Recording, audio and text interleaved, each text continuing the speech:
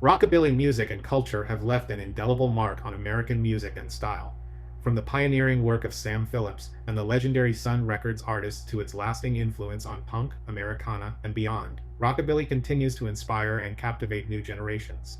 The blend of music, fashion, and car culture ensures that Rockabilly remains a vibrant and dynamic part of the cultural landscape.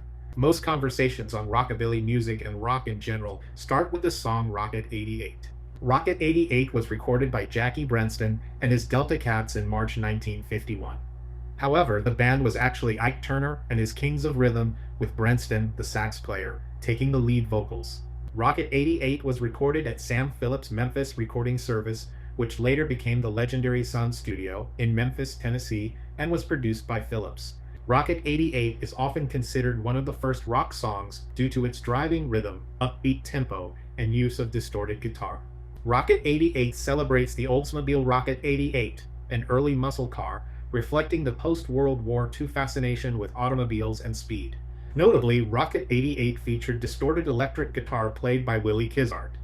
The distortion was reportedly the result of a damaged amplifier, which added a unique sound to the track. Rocket 88 was released by Chess Records, a prominent label in the development of blues and rock. Rocket 88 reached the top of the Billboard R&B charts, where it stayed for several weeks. The song's success and innovative sound influenced many future rock artists.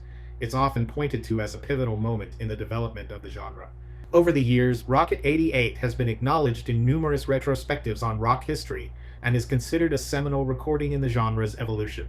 The song's mix of rhythm and blues elements, with a strong backbeat and electric guitar, set the stage for what would become the rock explosion of the 1950s.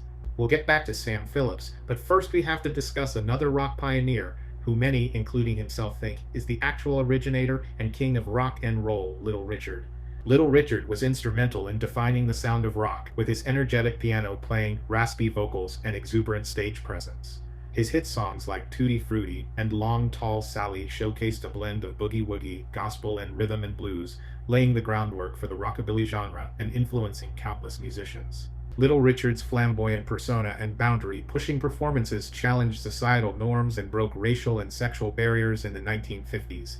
His unapologetic style and charisma paved the way for future artists, both black and white, contributing to the genre's growing acceptance and popularity across diverse audiences.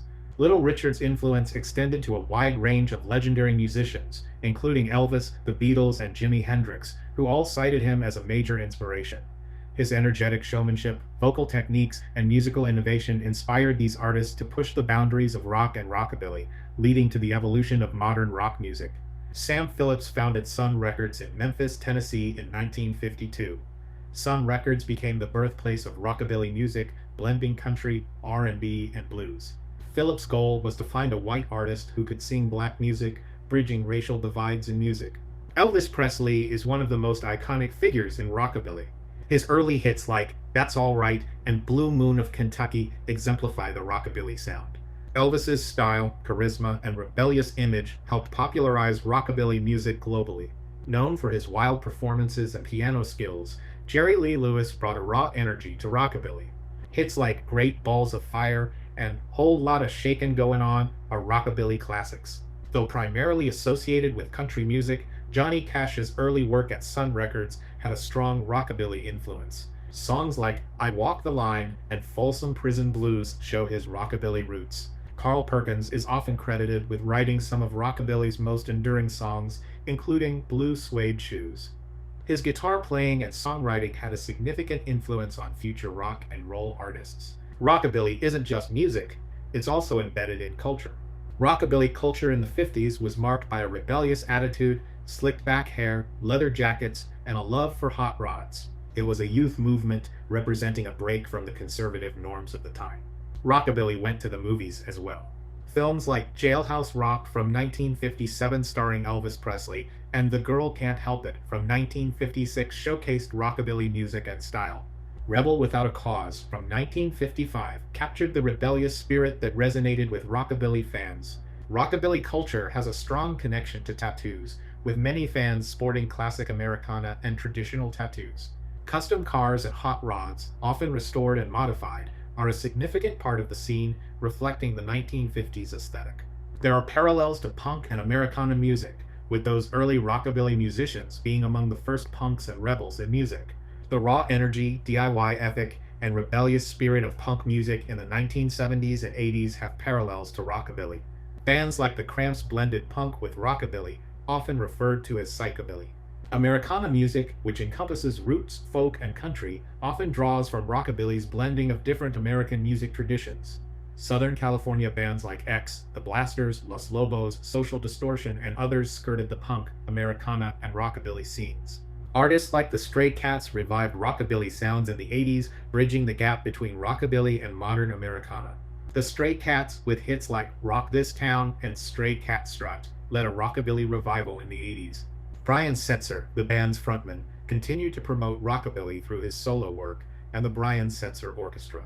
Rockabilly's influence is seen in various modern genres, from indie rock to neo-rockabilly. Festivals like Viva Las Vegas and the Rockabilly Raves celebrate the culture with music, vintage fashion, and classic cars. Southern California's Hootenanny festivals in the 90s flew the flag of rockabilly for several years. Rockabilly continues to thrive, not only in its own scenes, but in current music and culture as well. Such an American music form, and so influential, rockabilly still stands strong in music and culture. Thanks for listening to the albums that saved us. Find me at #albumsthatsaved us. Email me at albumsthatsavedus@gmail.com with feedback, criticism, ideas, albums, or bands you want to hear or talk about. Join the conversation on Facebook at facebook.com/albumsthatsaveduspodcast, and there's a Facebook group as well. Albums That Saved Us is also on Twitter or X, Instagram, TikTok, and YouTube. If you like Albums That Saved Us, please also help spread the word. Share the links and tell some friends. Call in and leave a comment or question. Thanks for listening. See you next time.